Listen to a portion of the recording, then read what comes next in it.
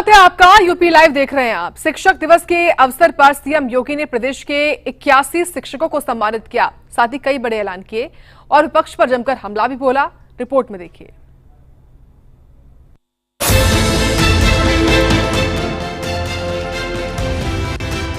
राजधानी लखनऊ में शुक्रवार को शिक्षक दिवस के अवसर पर शिक्षक सम्मान समारोह का आयोजन किया गया, जिसमें उत्तर प्रदेश के मुख्यमंत्री योगी आदित्यनाथ बतौर मुख्य अतिथि शामिल हुए। मुख्यमंत्री ने परिषदीय विद्यालयों के 66 और माध्यमिक शिक्षा विभाग के 15 शिक्षकों को राज्य अध्यापक पुरस्कार देकर सम्मानित किया। साथ ही टैबलेट और प्रमाण पत्र भी वितरित किए। सीएम योगी ने इस दौरान कार्यक्रम को भी संबोधित किया और प्रदेश सरकार की ओर से शिक्षा व्यवस्था को लेकर उठाए गए कदमों की जानकारी दी। साथ ही विपक्ष पर भी निशाना साधा। 1000 विद्यालय ऑपरेशन कायाकल्प के माध्यम से उत्तर प्रदेश के अंदर उन 19 पैरामीटर में आगे बढ़ते हुए दिखाई दे। जो एक स्कूल के लिए आवश्यक था, जो वहां के ड्रॉप आउट रेट को कम कर सके, न्यूनतम ला सके। बेटी स्कूल क्यों छोड़ती थी? क्योंकि इसके लिए सेपरेट टॉयलेट नहीं थे। बच्चे बीमार क्यों होते थे?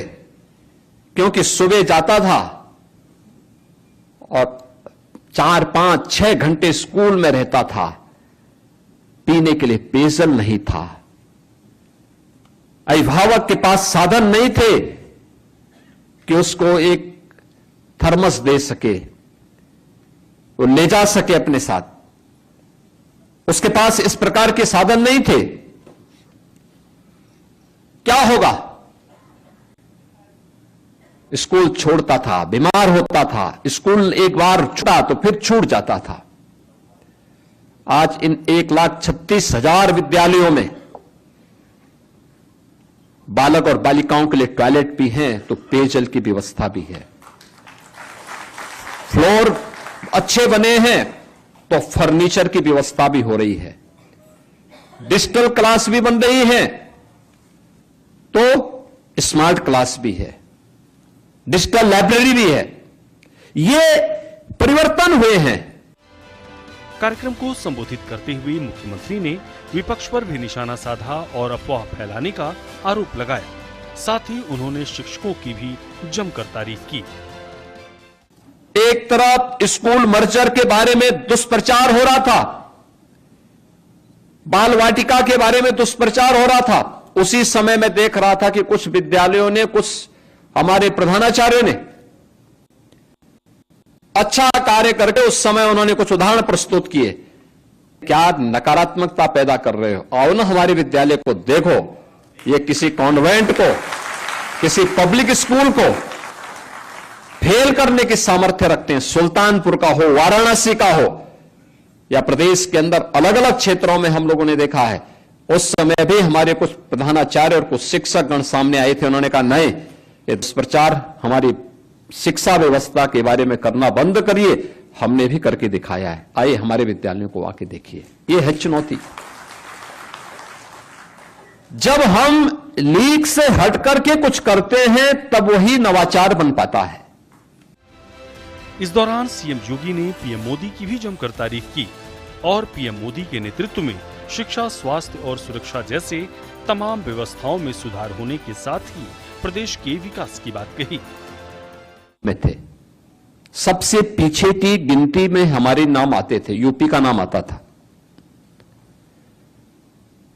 लेकिन पिछले 8 साढ़े 8 वर्ष के अंदर प्रधानमंत्री जी के मार्गदर्शन में, प्रधानमंत्री मोदी जी के नेतृत्व में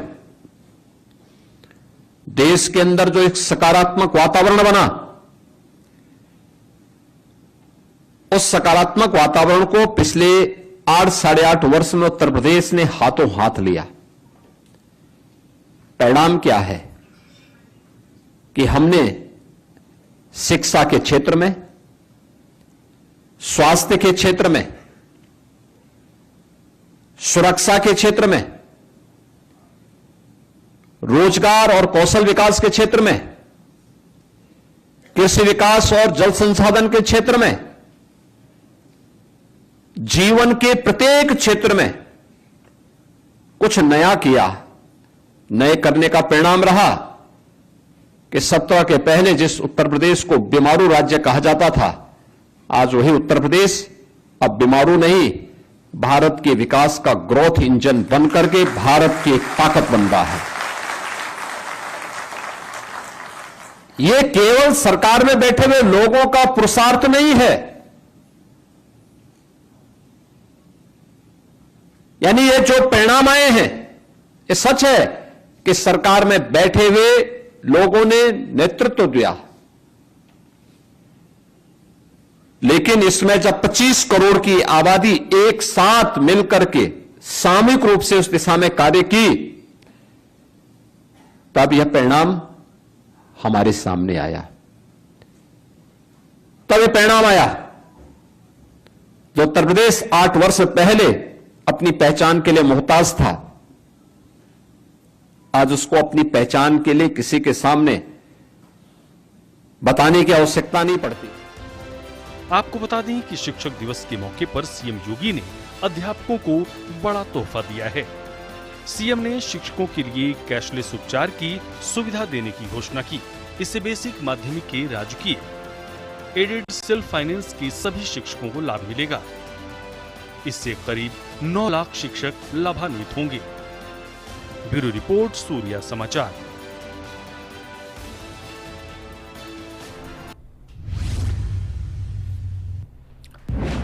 डिप्टी सीएम केशव प्रसाद मौर्य शुक्रवार को प्रयागराज दौरे पर रहे, जहां उन्होंने मीडिया से बात की और कांग्रेस पर जमकर हमला बोला। साथ ही बिहार और पश्चिम बंगाल में होने वाले चुनाव में बीजेपी की जीत का दावा भी कर दिया। रिपोर्ट देखिए।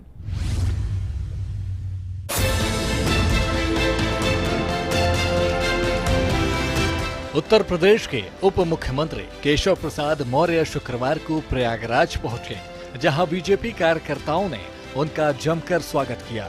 इस दौरान उन्होंने मीडिया से भी बात की और कांग्रेस पर जमकर निशाना साधा और कई करोड़ रुपए के घोटाले का आरोप लगाया। कांग्रेस के अब स्वर्गीय श्री राजीव गांधी जी जब प्रधानमंत्री थे, वो संसद में खड़े होकर के इस बात को कहे थे कि हम 1 रुपया अगर किसी गरीब के लिए, किसी किसान के लिए, किसी मजदूर के लिए, किसी विकास कार्य के लिए भेजते हैं तो 15 पैसा पहुंचता है। अभी मैं वो हिसाब जोड़ रहा था, जब लखनऊ से प्रयागराज के लिए चला तो लगभग 68 लाख करोड़ रुपया, अगर जितने बजट आए हैं उसमें जो चोरी की गई है, जो भ्रष्टाचार किया गया है कांग्रेस के समय में, वो 68 लाख करोड़ से अधिक होता है। तो चोरी और सीनाजोरी, भ्रष्टाचार के दलदल में जो डूबे हुए हैं, उन्हें गरीब कल्याण नहीं दिखाई देगा। भ्रष्टाचार रोकने के लिए जो कड़े और बड़े कदम उठाए गए, जो 55 करोड़ से अधिक प्रधानमंत्री जनधन योजना से खाते खोले गए, जिसके माध्यम से डीबीटी के डायरेक्ट बेनिफिशियरी को जो पैसे ट्रांसफर करने का काम किया जा रहा है, ये बात कांग्रेसियों के समझ में नहीं आएगी, भ्रष्टाचारियों के समझ में नहीं आएगी। यह माननीय प्रधानमंत्री माननीय श्री नरेंद्र मोदी जी के नेतृत्व में भ्रष्टाचार मुक्त भारत, विकास से युक्त भारत, आत्मनिर्भर भारत, 2047 तक विकसित भारत, यह एक जो संकल्प है, उस संकल्प की दिशा में ऐतिहासिक कदम है। और उसमें भी जब ये कांग्रेस और इनकी कंपनी सवाल उठाती है तो मुझे हंसी आती है कि जो मतलब चोरों के सरदार रहे हों, जो भ्रष्टाचार के जन्मदाता रहे हों, जिन लोगों ने इस देश को अगर भ्रष्टाचार में न डुबोया होता तो आज हमसे बाद में जो आजाद हुए देश हैं वो विकसित देश हो गए और हम अभी विकासशील देश बने हुए हैं। तो आज जब विकसित भारत बनने की ओर अग्रसर है तो इनको भ्रष्टाचार युक्त भारत चाहिए, तो भ्रष्टाचार युक्त भारत तो भारत की जनता नहीं चाहिए। इस दौरान केशव प्रसाद मौर्य ने बिहार चुनाव को लेकर भी बड़ा दावा किया और बिहार में बीजेपी की जीत का दावा किया। साथ ही इंडिया गठबंधन के सहयोगी नेताओं पर भी निशाना साधा और हिंदी भाषी राज्यों की जनता का अपमान का आरोप लगाया। बिहार के चुनाव में श्री नीतीश कुमार जी के नेतृत्व में एक तरफा भारतीय जनता पार्टी गठबंधन, इंडिया गठबंधन विजय की ओर बढ़ रहा है। राष्ट्रीय जनता दल, कांग्रेस एंड कंपनी वहां चारों खाने चित हो चुकी है। चुनाव से पहले ही उनके जितने मुद्दे थे उन मुद्दों की हवा निकल चुकी है। वहां की जनता जान चुकी है कि एक गरीब माँ बाप के बेटे की ताकत, बढ़ती हुई ताकत को देख करके उनको प्रधानमंत्री के पद से हटाने के लिए इन लोगों ने साजिश किया। अब जो विशेष तौर से वहाँ के गरीबों के लिए, वहाँ के किसानों के लिए, वहाँ की महिलाओं के लिए, वहाँ के नौजवानों के लिए, वहाँ के श्रमिकों के लिए, वहाँ के बिहार के विकास के लिए जो नीतीश जी के नेतृत्व में काम हो रहा है, वह एक पिछड़े हुए राज्य को अब विकास के पथ पर आगे ले जाते हुए राज्य देख करके राष्ट्रीय जनता दल को अपना जंगल राज्य याद आ रहा है और कांग्रेस का अपना भ्रष्टाचार वाला राज्य। गुरु ब्रह्मा गुरु विष्णु गुरुदेव महेश्वरा गुरु साक्षात परब्रह्मा तस्मै श्री गुरुवे नमः। गुरु का स्थान बहुत ऊंचा है और उनको सबको शिक्षक दिवस पे प्रणाम भी करते हैं, उनको शुभकामनाएं भी देते हैं और उनकी जिम्मेदारी बढ़ गई है। जिन बच्चों को वो पढ़ा करके बढ़ाने का काम करते हैं, शिक्षित करने का काम करते हैं, उन बच्चों को जो आज पढ़ाए जा रहे हैं उनको विकसित भारत मिलने वाला है। तो विकसित भारत और आत्मनिर्भर भारत बनाने की शिक्षा देने का ये जो सही समय है और वो गुरुजन लोग हमारे कर रहे हैं और अच्छे से करें, सरकार पूरी तरह से उसके साथ। साथ ही उन्होंने पश्चिम बंगाल में आगामी सालों में होने वाले चुनाव को लेकर भी जीत का दावा किया और पिछले विधानसभा चुनाव में ममता बनर्जी पर धांधली का आरोप लगाया। कि ममता बनर्जी जी चली चला की बेला में है। पश्चिम बंगाल में कमल खिलने जा रहा है। टीएमसी की सरकार वहां जा रही है, 26 में चुनाव वहां होने वाले हैं, इसलिए बौखलाई हुई है, इसलिए इस प्रकार की बातें वो बोलेंगी। लेकिन उनको मालूम है कि पिछले विधानसभा चुनाव में तमाम धांधली अगर नहीं करती तो कमल का फूल वहां खिल गया था। लेकिन इस बार वहां की जनता एकदम तैयार बैठी है। माननीय मोदी जी के नेतृत्व में देश और भाजपा की अगुवाई में पश्चिम बंगाल प्रदेश, या दोनों डबल इंजन की सरकार वहां भी चाहिए। उसके लिए लोगों को बड़ा समर्थन मिल रहा है भाजपा को, इसलिए वो बौखलाई हुई। गौरतलब है कि बिहार के बाद पश्चिम बंगाल में भी चुनाव होने हैं, जिसे लेकर तमाम पार्टियां तैयारियों में जुटी हुई हैं। अब देखना ये है कि बिहार और पश्चिम बंगाल की जनता किसे अपना महत्वपूर्ण वोट देती है। ब्यूरो रिपोर्ट, सूर्या समाचार।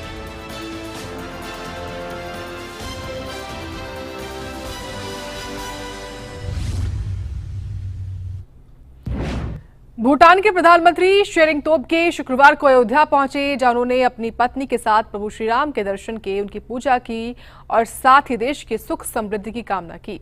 रिपोर्ट देखिए।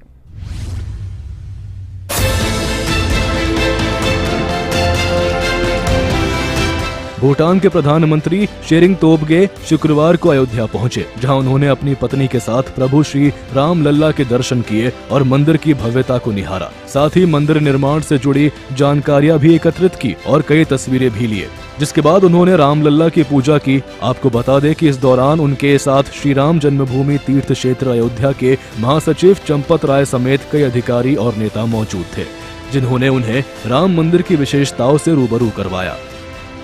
श्री राम जन्मभूमि तीर्थ क्षेत्र अयोध्या के महासचिव चंपत राय ने मीडिया से बात करते हुए भूटान के प्रधानमंत्री शेरिंग तोब्गे की जानकारी दी और उनके प्रति आभार प्रकट किया। माननीय प्रधानमंत्री भूटान सरकार ने लगभग 1 घंटा 40 मिनट मंदिर परिसर में व्यतीत किया। रामलला का दर्शन, राम दरबार का दर्शन, लोअर प्लिंथ के चारों ओर लगने वाले म्यूरल्स, परकोटा की दीवारों पर लगने वाले ब्रॉन्ज के म्यूरल्स,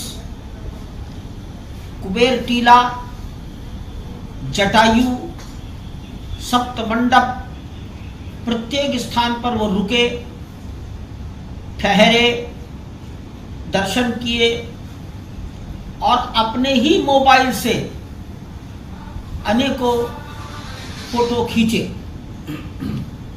मंदिर की नक्काशी उनको बहुत अच्छी लगी, वो बड़े प्रसन्न थे। हम भी बहुत प्रसन्न इस कारण से हैं कि भारत के अतिरिक्त किसी देश के प्रधानमंत्री पहली बार अयोध्या में रामलला का दर्शन करने के लिए पधारे हैं। उनका व्यवहार मंदिर के सामने बहुत श्रद्धा का था। रामलला के सम्मुख 3 बार साष्टांग प्रणाम किया, भगवान की आरती की, पुष्प लिया, मांग कर अंदर से भगवान का चरणामृत प्रसाद प्राप्त किया। हम भूटान सरकार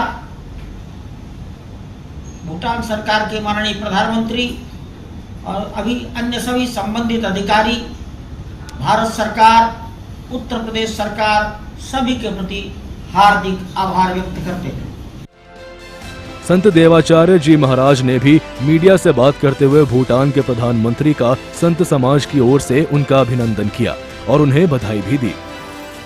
देखिए, भूटान का प्रतिनिधित्व करते हुए भूटान के प्रधानमंत्री जी आज अयोध्या उनका आगमन हुआ है और वो प्रभु रामलला का दर्शन करेंगे। निश्चित ही भगवान श्री रामलला संपूर्ण विश्व के आदर्श हैं और उन्हीं के पद चिन्हों पर आज संपूर्ण विश्व प्रशस्त होना चाहता है। जो भगवान राम के चरित्र को पढ़कर और उनको समझता है, वह सारे लोग आज अयोध्या भव्य रामलला का दर्शन करके अपने जीवन को धन्य बनाना चाहते हैं।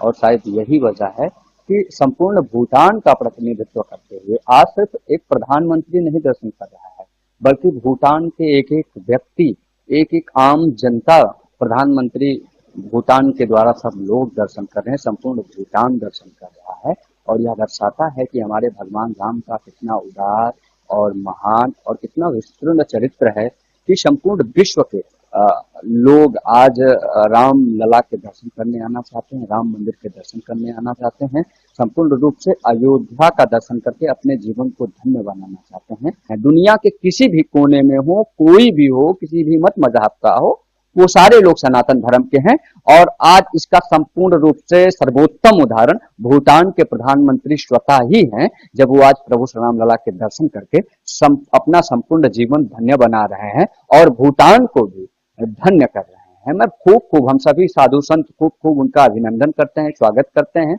बहुत बहुत बधाई देते हैं। गौरतलब है कि तोबगे अपनी पत्नी ओम ताशी डोमा के साथ 3 से 6 सितंबर तक भारत की आधिकारिक यात्रा पर, जहां वे अपनी पत्नी के साथ गया अयोध्या और दिल्ली जैसे महत्वपूर्ण शहरों का दौरा करेंगे। ब्यूरो रिपोर्ट, सूर्य समाचार।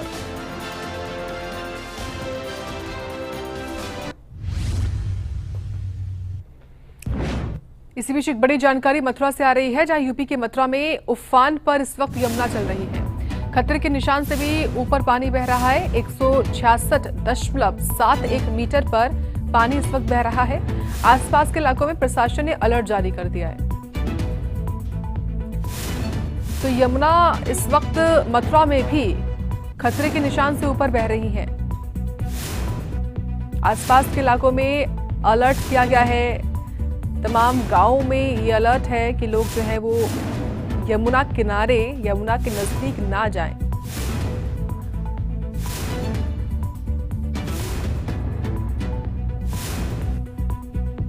तो खतरे के निशान से ऊपर बह रही है यमुना। 166.71 मीटर पर पानी बह रहा है।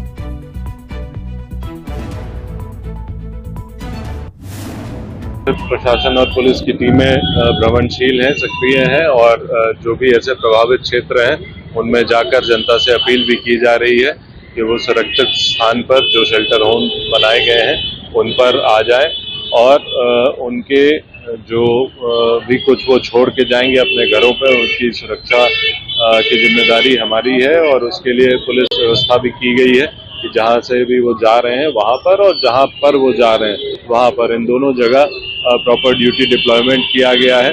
इसके अतिरिक्त कुछ ऐसे स्थान जहाँ पे जाना खतरनाक हो सकता है वहाँ पर भी ड्यूटी लगाई गई है। पुल पर, घाट के किनारे, इन सब पे ड्यूटी लगाई गई है और कुछ ऐसे रास्ते हैं जो कि जिन पे कि अभी आवागमन बाधित हो गया है जल के चलते, वहाँ पर भी ड्यूटियाँ लगाई गई हैं। अयोध्या में गणेश चतुर्थी और अन्य धार्मिक त्योहारों के चलते रामनगरी में फूलों की मांग अचानक से बढ़ गई। विशेष रूप से गेंदे और गुलाब जैसे फूलों की डिमांड चरम पर है, जिससे कीमतों में भी उछाल आ गया है। रिपोर्ट देखिए।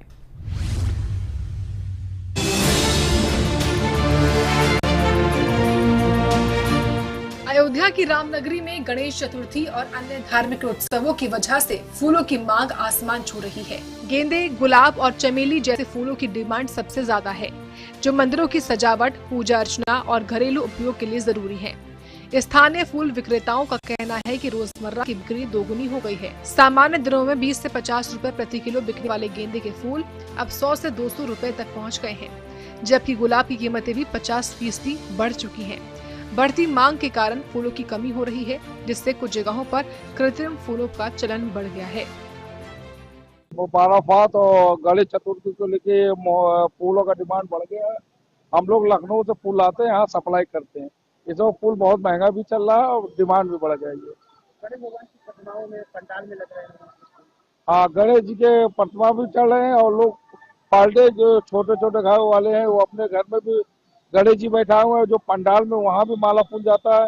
प्लस जो विसर्जन, कुछ लोग विसर्जन करते हैं, विसर्जन में टाली ट्रक सजावट हो रहा है। उसमें गणपति में 200 रुपए किलो तक का फूल ले गए चढ़ाने के लिए। श्रद्धा चढ़ा रहे हैं, उन्हीं सहारे हैं, वही दे रहे हैं। हाँ, हर जगह महंगा है। अरे मद्दा होता है 20 रुपए किलो, तब भी ले जाते हैं। 200 में हुआ तब भी ले जा रहे हैं, 400 में होगा तब भी ले जाएंगे। हम अच्छा खाएं, भगवान को खराब खिलाए। हाँ, हम ये गेंदा ले जाएंगे आज। कल गुलाब ले गए थे आधा 1 पाव। फिर रात बृहस्पति को गुलाब चढ़ाते हैं और शंकर जी को सफेद फूल चढ़ाते हैं और पीला फूल चढ़ाते हैं विष्णु भगवान को, गणेश जी को पीला फूल और माता जी को ये लाल फूल गुलाब का चढ़ता है। अड़हुल का फूल घर में मिलता है। पर दिन बदल बदल के हाँ श्रृंगार करते हैं डेली। फूलों की आपूर्ति मुख्य रूप से लखनऊ, कानपुर और अन्य जिलों से हो रही है, लेकिन परिवहन में देरी और मौसम की मार से स्टॉक प्रभावित हो रहा है।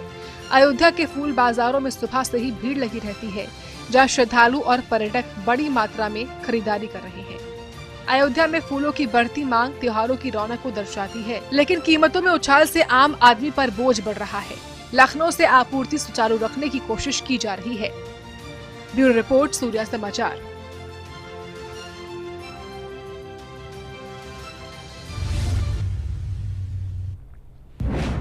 उत्तर प्रदेश में बारिश और बाढ़ का कहर लगातार बढ़ रहा है। मथुरा और आगरा में हालात बेहद चिंताजनक हैं। मथुरा के कई गांव जलमग्न हो चुके हैं, तो वहीं आगरा में यमुना का जलस्तर तेजी से बढ़ रहा है। रिपोर्ट देखिए।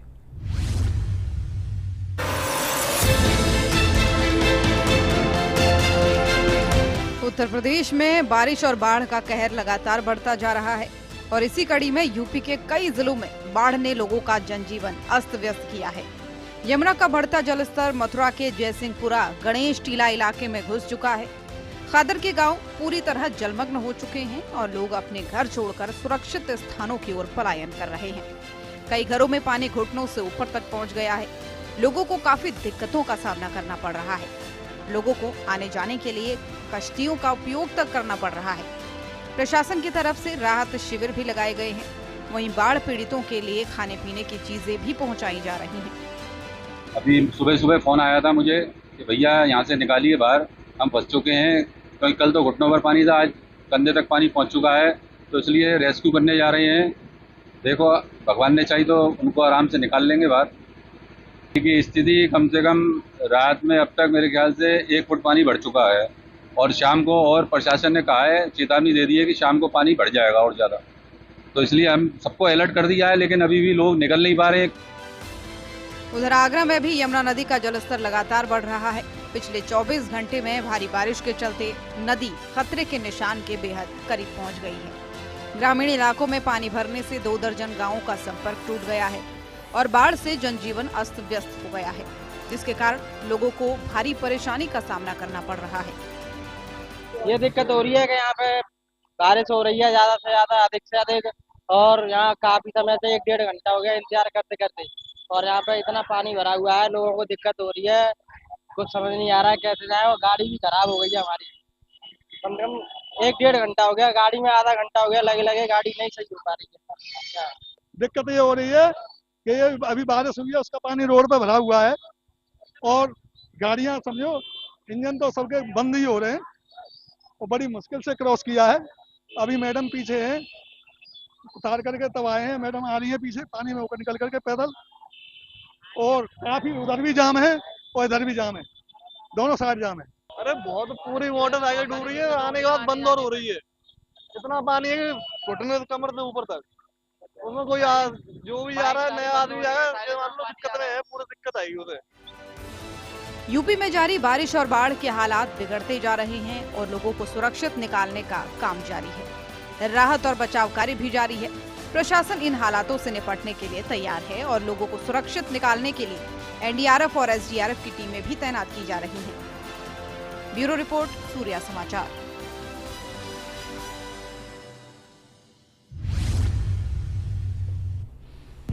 और इसी के साथ यूपी लाइव में इतना ही। देखते रहें सूर्या समाचार।